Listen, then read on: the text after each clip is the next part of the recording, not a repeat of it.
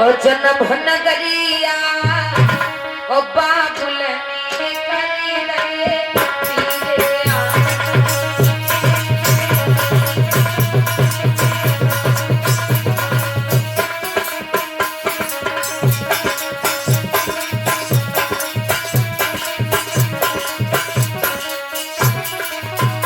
और आज देवयानी रो करके कहने लगी पिताजी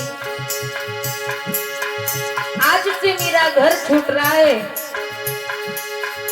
और छूटी गई जन्म नगरिया छूटी गई जन्म नगरिया बाबुल ने करी दे तीरे हाथ।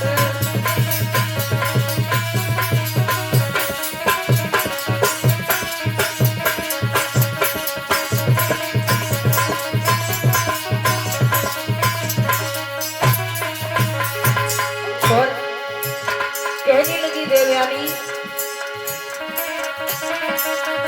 घर छूटो परिवार भी छूटो। और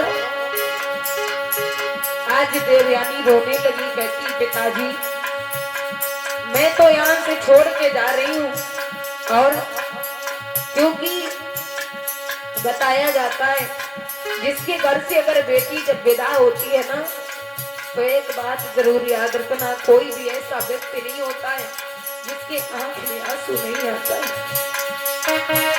अरे घर छूटो परिवार भी छूटो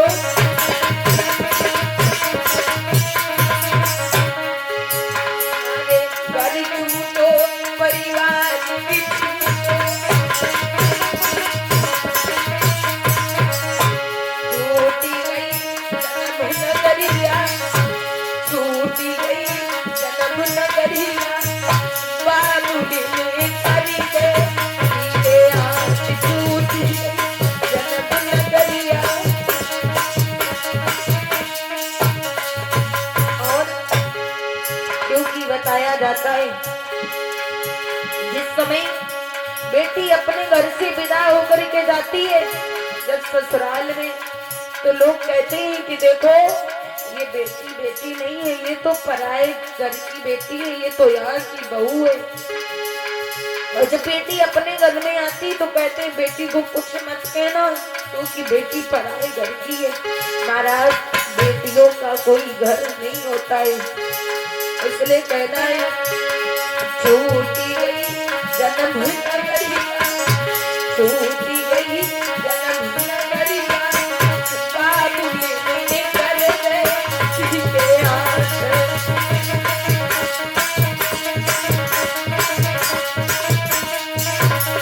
और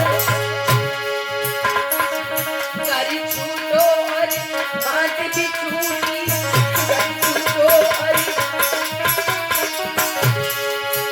अरे घर छूटो और बात भी छूटी छूटी हो तो भैया कर दे तीरे हाथ। छूटी गई जन्म नगरिया।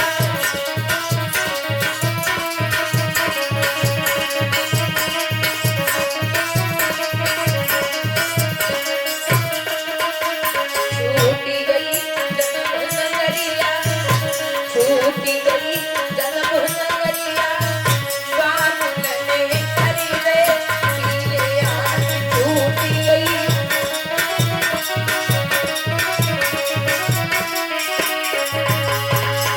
प्रेम से बोली वृंदावन बिहारी लाल की। आज देवयानी के कितने बालक होते हैं दो और दो बालक देवयानी के होते हैं जिसमें कि मेरे भगवत प्रेमियों ध्रुव और यदु और त्रुवसु दो बालक हुए देवयानी के। और धीरे धीरे जब समय गुजरा तो तीन बालक शर्मिष्ठा के पैदा होते हैं जो कि महाराज अनु ध्रुव और पुरु। अब तो 5 बेटा हो गए। यदु से यदुवंश चला, त्रुवसु से मुसलमानों का वंश चला और महाराज इसी 56 पीढ़ी के यदुवंश के 56 पीढ़ी के बाद में भगवान कृष्ण जी अवतार लेकर के आते हैं। लेकिन और आदरणीय हमारी राज अवतार लेकर के आते हैं। इधर महाराज जब ये पता चला देवयानी को कि मेरे पति उस शर्मिष्ठा से भी प्रेम करने लगे हैं, तो आज देवयानी ने क्या किया कि महाराज देवयानी ने अपने पिता शुक्राचार्य से बताया कि पिताश्री, जो तुम्हारे जो राजा मेरे ये आती जो मेरे स्वामी हैं, इन्होंने शर्मिष्ठा से भी प्रेम करना शुरू कर दिया। तो कहने लगे सुनो राजा, ये आती को शुक्राचार्य ने श्राप दे दिया, बोले जाओ तुम्हें बुढ़ापा आ जाए। तो उसी समय रोने लगी, बोली सुनो मैंने ये थोड़ी कहा था कि मेरे पति को बुढ़ापा आ जाए, आपने तो कह दिया बुढ़ापा आ जाए।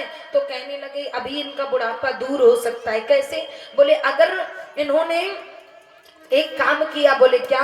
इन्होंने अगर इनके 5 पुत्र हैं, कोई बेटा अगर अपनी जवानी दे दे और इनका बुढ़ापा ले ले, तो सब बेटा कहने लगे मैं नहीं दूंगा अपनी जवानी। तो कहने लगे, एक पुरु बोला पिताश्री कि ये मेरी देह स्नेह नहीं, प्रभु ही की तो प्रेम निशानी है, और तुम ही से मिलो और लड़कपन है, और तुम ही से मिली जवानी है।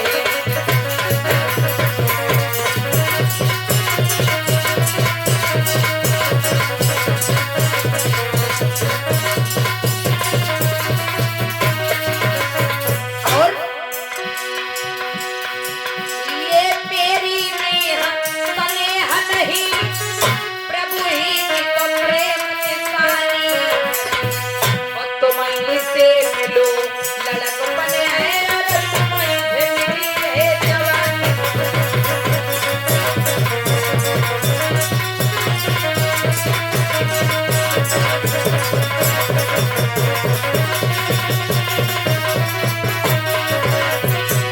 पिताजी आप चाहो तो अपना बुढ़ापा दे सकते हो। पुरु ने अपनी जवानी को दे दिया, अपनी जवानी दे दिया और पिताश्री का बुढ़ापा ले लिया।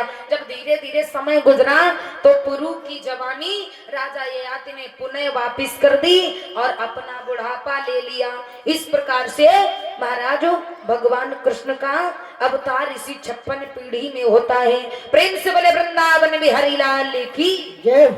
आइए इधर महाराज एक मथुरा नगरिया है, और मथुरा नगरिया में एक राजा है आहुक, जिनके 2 पुत्र हैं महाराज, देवक और उग्रसेन।